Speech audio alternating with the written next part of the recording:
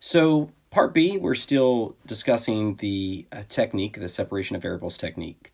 And what I think we'll do for this video is we'll go ahead and do a really quick separation of variable technique problem. I'll kind of introduce the more formal definition of this terminology, and then we'll do an application. So this is a good problem, not because it's necessarily time consuming in its structure, but one of the things that well, first let me say a couple things. So notice that the directions just simply say solve the following differential equation. There's nothing in the heading that indicates by using the separation of variables technique. So what, just like when you were in your calculus classes, you would come across a problem that just says integrate, and you would have, especially say the final exam, where you would have an entire tool belt full of integration techniques that you would have to shift through to see which one that you could use. Now, it just so happens that my suggestion would be to, unless you can tell from the looks of it that it cannot be separated, my suggestion would be to start with the separation of variables technique. Okay, so the next thing, which is more important, that I want to tell you. So I've seen a lot of students know how to use the separation of variables technique and get stuck because they don't know how to start this problem. And the reason is because notice that y prime needs to be written as dy, and now the derivative of y with respect to what? Well, you have to look over here. It can't be the derivative of y with respect to y. So the only other variable in this particular problem is t. So we want to, first things first, we want to change y prime into dy dt. I've just seen a lot of students who, if they just could get that first part, then they had it. But they, for some reason, they were having trouble with that first part. But now, what we're going to do is we're going to separate. So remember, we want dy. We want dy on one side. We want dt on the other side. Doesn't matter which side. We just want the t to go with the dt, and we want whatever y variables to go with the dy. Okay. So what I'm going to do in this case is, I'll just show you. I'm going to multiply both sides by dt. All right, I'll go ahead and do it for you. So I'm going to multiply by dt. So that leaves me with dy is equal to ty squared dt, and then I'm going to go ahead and I want the y squared to be with the dy. So let's go ahead and get that y squared over here. So all of that work.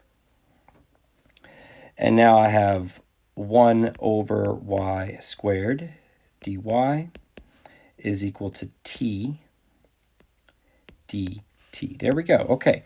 So we were able to separate the variables. Now, what we want to do, and this is important that you understand the goal, right? What is it? You want to write an answer here. What should the answer be? Well, the answer is going to be, so to take a look here. If you took the derivative of y with respect to t, then the goal is to find y, right? The goal is to find y of t in this case, right? So if you have a derivative of y and you integrate, you would get back to y. So our goal, when all is said and done, is to have, in this case, it's y of t. But, right, so we want to get y by itself, in other words. All right, well, this next step is, once it's separated, this next step is just a given. We are going to integrate both sides. All right, so hopefully the integration is not too bad, which in this case it is not. So we're going to go ahead and integrate. So I don't have time to teach you basic power rule integration techniques. But if you do need a refresher, please reach out to me. I can always get you some videos. If they're more complicated integrations, I probably will try to slow down and assist you with it. But nevertheless, I think everyone in this course should be able to integrate that no problem. Just remember that we're just going to write the plus C that you would get. Remember, you would have plus C from integrating the left side, and you would have a plus C from integrating the right side. We're just going to compile that as one constant of integration. All right, so at this stage, the goal is simple. We want to solve for y, right? So we can, it's fairly simple. You can, from here, this is just an algebra problem. You just need to get y by itself. So if you want to multiply both sides by negative y, and then, you can multiply by negative y here, and multiply by negative y here. That would leave you with just 1, and then you can just move everything else to the left side. So fairly simple. Y of t is going to be equal to, that's going to be negative 1 over 1/2 t squared plus c. Or if you really wanted to get rid of that 1/2, you could write that as multiply both sides by 2. So you'd have negative 2 over t squared plus 2c, right? Either one is fine. I just don't want you to throw it off if you looked in the back of the book and you saw this, that it might confuse you. So yeah, if you just multiply both sides by y, right? So multiply both sides of this equation by y, and then divide by whatever's attached to y over here. I said negative y in the beginning, but now that I think about it, you still would have to divide by a negative. So it's just easier to do it the way I just suggested. So one more time, just in case. So multiply both sides by y, right? That leaves you with negative 1 equals 1/2 t squared plus c y. Then you just divide by whatever's attached to y. Okay? All right, so what is this separable equation, and what is this method of solving separable equation? So just like in the previous example, I'm going to scroll back so you see what you start with. Some dy dt equals ty squared. So when you start here, how you know that it's a separable equation? For one, you can jump right in and try. If you can't separate the equation, meaning that if you have dt on one side and dy on the other side, if you can't get all the y variables over here, right? If you're still stuck with y variables on the left side, then obviously we know that we have a scenario where you can't separate the equation, right? We need another technique. But the idea is, I'll read the definition, but I'll try to give you in other words. So if the right-hand side of the equation, right, so this is this right-hand side of the equation, if you can express that as two functions, right, a g of x and a p of y. So one function is expressed as a function of x, the other is expressed as a function of y. So the function of x depends only on x times a function of py that depends only on y. That meaning, if that criteria is the criteria that you need to meet in order for the differential equation to be called separable. Okay. Now this is just a more formal method for what I've been doing all along. So once you've separated.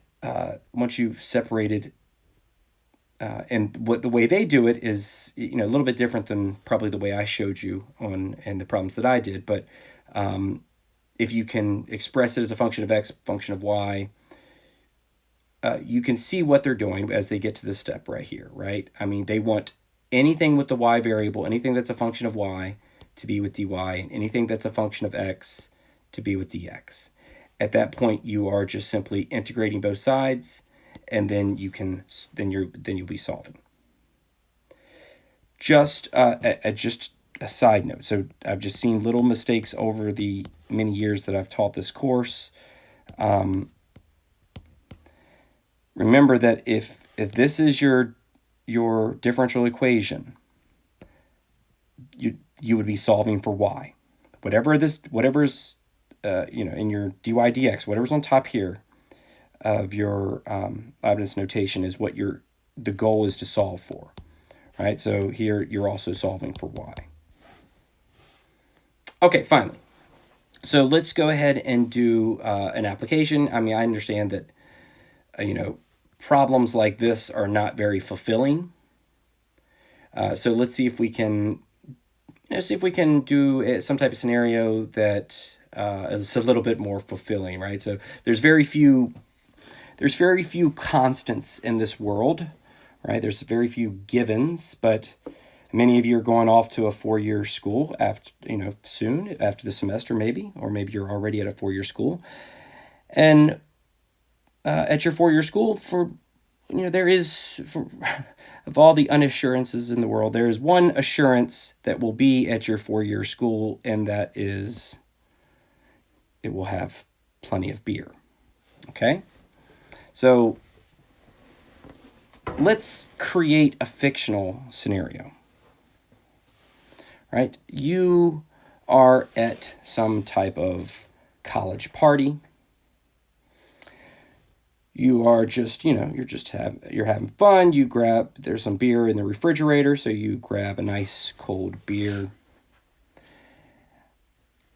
The idea is, I don't know how or why you're thinking about this right off the bat while you're at this party. There are other things to be thinking of, but 40 degrees, the temperature of that beer right out of the refrigerator. And you are bringing that into a room with a temperature of about 70 degrees Fahrenheit. All right, now, 10 minutes later, the temperature of that beer is 50 degrees Fahrenheit. 10 minutes to drink that beer, so maybe you're the designated driver or something of that nature, and you're just nursing that beer all night long, maybe. So, nevertheless, but, 10 minutes later, temperature of that beer is 50 degrees Fahrenheit. And here's the problem. So you set your beer down on the table, right? I don't know why I'm drawing this for you. You can imagine that. Set your beer down, go use the restroom, go talk to somebody, come back, and there's lots of beer cans all over this table. Which one is yours? Or maybe you brought someone special to the party with you, and they're asking which one is theirs. Interesting. So remember, you come back. So the question is, it's been 30 minutes since that beer was first taken out of the refrigerator. And what you're going to try to do, all right, you're going to impress some people, by the way. You're going to say, no worries, I can figure out which one of those beers is yours. Right, based on the idea that 40 degrees at initial temperature into a room of 70 degrees, and 10 minutes after that beer was out of the fridge, it was about 50 degrees Fahrenheit. If not, you could take a thermometer and start dipping it in other people's beer cans to figure out, what's their temperature if you need to get another point of reference. But you are going to be able to try to figure out which of all of those beers sitting on that table is yours or the person that's with you by figuring out what the temperature should be after 30 minutes. Ready? How do we do that? Well, let's go back to another concept in physics, what we call Newton's law of cooling. Right? So here is Newton's law of cooling, and basically it's a formula that allows us to figure out the rate of change of an object's temperature right? So this is dt of dt, right? This is the rate of change. It's the rate of change of the object's temperature with respect to time. And basically, we are told that it is proportional to the difference, right? So the difference between the temperature and between its temperature and the temperature of the room, basically. Okay, the ambient temperature. So let's take some quick notes before we start trying to solve anything. So in this case, T, or in this case, T of T, right? This is the temperature of that can of beer at time T. All right, we know a little bit more. We know that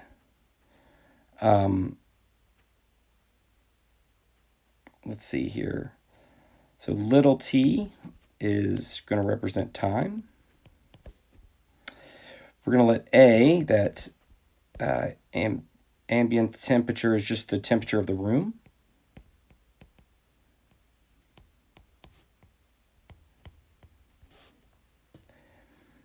We know even a little bit more information. For example, we know that T of 0, right? So when you initially took that can out of the refrigerator, we know T of 0 is 40 degrees Fahrenheit. And we know 10 minutes later, T of 10 is 50 degrees Fahrenheit. The goal is, of course, to figure out what is T of 30. Well, I think it's fairly safe to assume that if the temperature of the can of beer is less than room temperature, that the temperature, right, so I mean, if 70 degrees in the room and 40 degrees is that can of beer, then it's safe to assume that your temperature is rising, right? Your temperature is rising. It's just an arrow. I don't want to leave too much. So then temperature is rising. All right. Well, how do we begin such a problem? So this is a differential equation. The T, the A, they are given. What we need to do is we're going to need to separate this differential equation, right? So we're going to want dt on one side, we're going to want d of little t on the other side. Okay, so no problem. So all I'm going to do is, this is actually fairly easy to separate.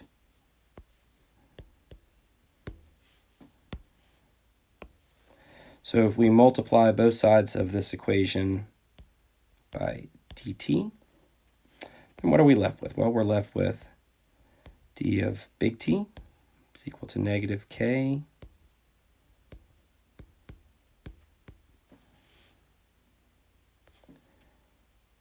d of little t. And then, of course, what we're going to do is, since we need anything, we could distribute that k. I mean, that's fine too. But what I'm going to do is I'm just going to divide both sides of this equation by the factor t minus a.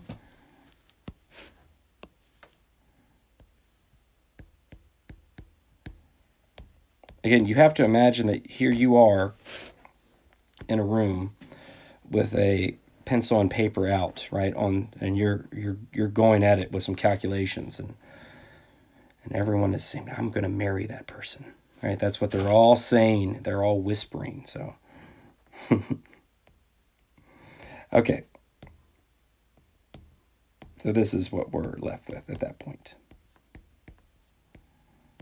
And again, it doesn't matter. If it doesn't matter if you distributed that negative k or vice versa. But the whole point is, well, if you distribute this negative k, you would then, yeah. So all in all, is what I'm saying. There's a few different ways of doing this. Is all that I'm attempting to tell you.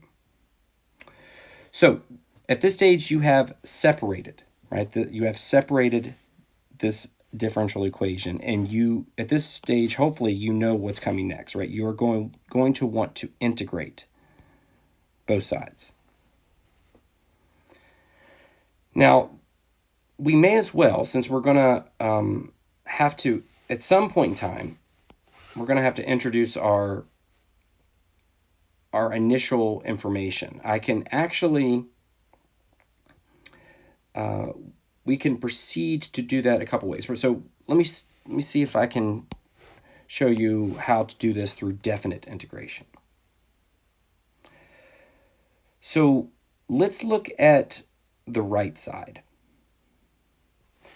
Now the right side of this equation, d of little t, this is dealing with time, right? And what we have is t sub 0, that's when you initially took the beer can out of the refrigerator. And then of course, we would be going all the way to 30 minutes or past. It depends on the scenario. So I'm going to set up a scenario where we're going from t sub 0 to t. Don't get confused. Look, that's the time you pulled the beer out of the fridge. This is 30 minutes later or 40 minutes later, whatever it is. This is the time elapsing, right? Now, on the left side, we have t sub 0. Now, that's the temperature of the beer when you first took it out of the refrigerator. And this, we're going to go all the way to t, which is just simply the temperature at some point in the future, right? All right, ready? Let's go ahead and integrate. We'll start with the right side. So since k is just some constant, if you integrate k with respect to t, you just get negative kt. So let me go ahead and write that. So starting with the right side, you'd have negative kt and what we're going to do is we're going to let t sub 0, that's just going to be 0. Because that's when you first took the can out of the refrigerator. So from 0 to t, which is sometime in the future.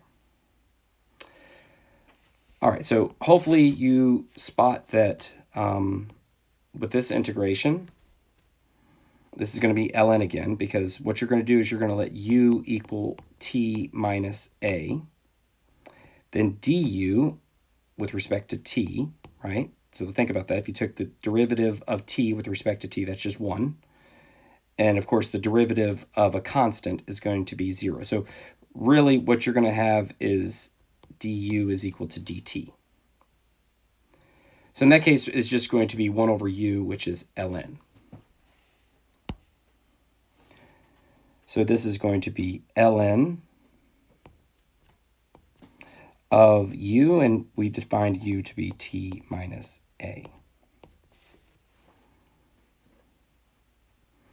All right, and what we're going to do is we're going to go ahead and, well, we'll go ahead and keep this as from t sub 0 to t. All right. So far, so good. I hope so. All right, let's start over here. Well, remember just f of b minus f of a. So we're going to be plugging t in for t, and then minus plugging 0 in for t. So over here, it's going to be ln of plugging t in for t minus ln of t sub 0 in for t. Let's write all that. So that's ln of t minus a. That is f of t minus ln of t sub 0 minus a. That would be f of t sub 0. And that is equal to negative k t. All right. Do I have any space over here? I do. So let me go ahead and take this information. See if I can take all of this information. Let's go to the next page.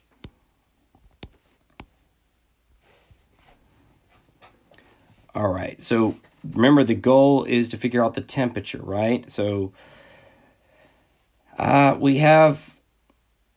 we want to solve for big T. So right now that's stuck inside these logarithms, this ln, natural logarithm. So we're going to use the property. Remember the properties of ln? Remember that ln of m over n is equal to ln of m minus ln of n, right? We're basically, instead of going from here to here, we're going backwards.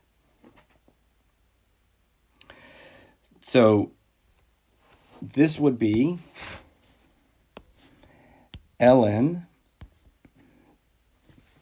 of t minus a over t sub 0 minus a is equal to negative k t. All right, well, the only way you're going to get this t out of here is if you get rid of this ln. So we're going to have to exponentiate both sides. So e to the power of,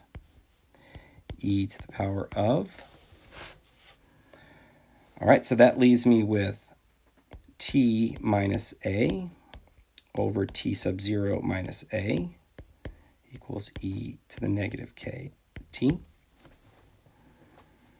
And now we can solve, we're going to solve for t, and then we're going to sub in the information we know, right? So we want to get, this is the t that we want to solve for.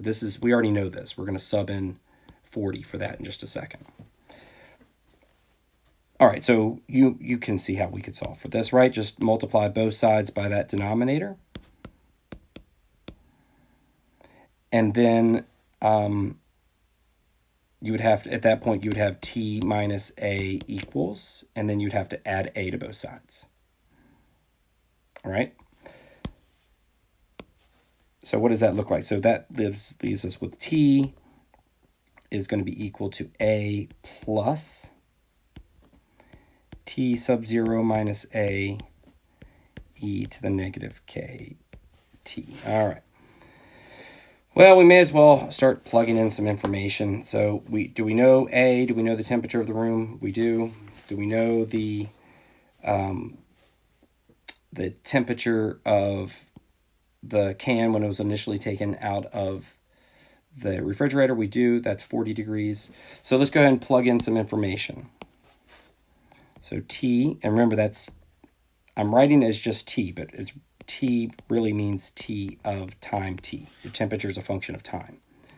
So A is the room temperature, 70 degrees, plus, well, T sub 0 is the initial temperature minus 70 degrees, e to the negative kt. All right, well, you would have to, at this stage, we have really left calculus. This is just, algebra, pre-calculus, if you like, but you're going to need to solve for k. And in that case, what do we have? Well, we have, and we also, we want to, well, let me go ahead and start. Everybody good here? Before I solve for k, let's do this. I almost forgot. So now that we're here, let's use the fact that T of 10 is equal to 50 degrees.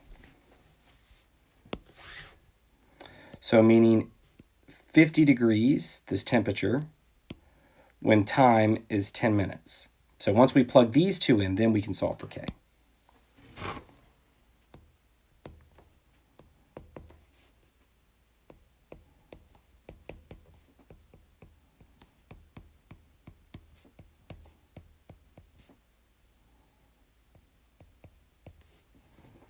All right, so I'll draw you an arrow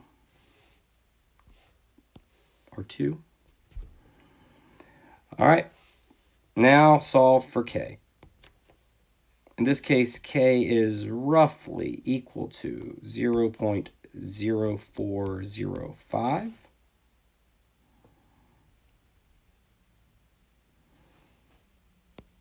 Almost done for you impatient younglings out there.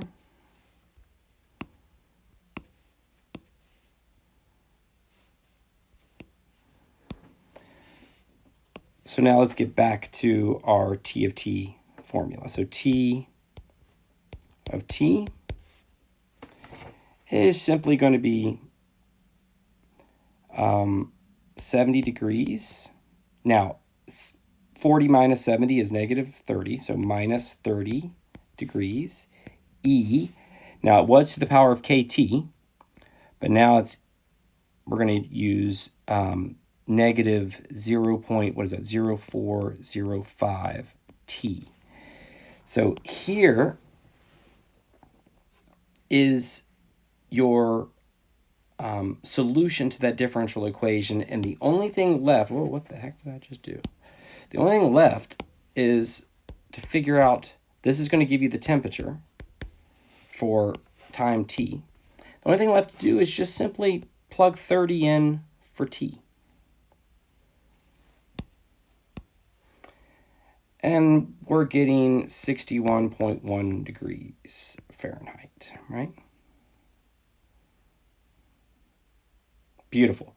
So now all you need to do is go back to all of those cans of beer, take a thermometer, stick a thermometer into everyone's beer, and see which one is 61.1 degrees Fahrenheit, and then you know that that is your beer. All right. So we'll go ahead and take a break. For the most part, I think that you have the gist of this separation of variables technique. You're going to need to get some practice. I am going to take a break, come back. I'm going to do one more for you, one more that is fairly demanding, so that you can see what's in store for you. But no need to dwell on that right now. Go ahead and take a break, get a cup of coffee, and I will see you in the next video.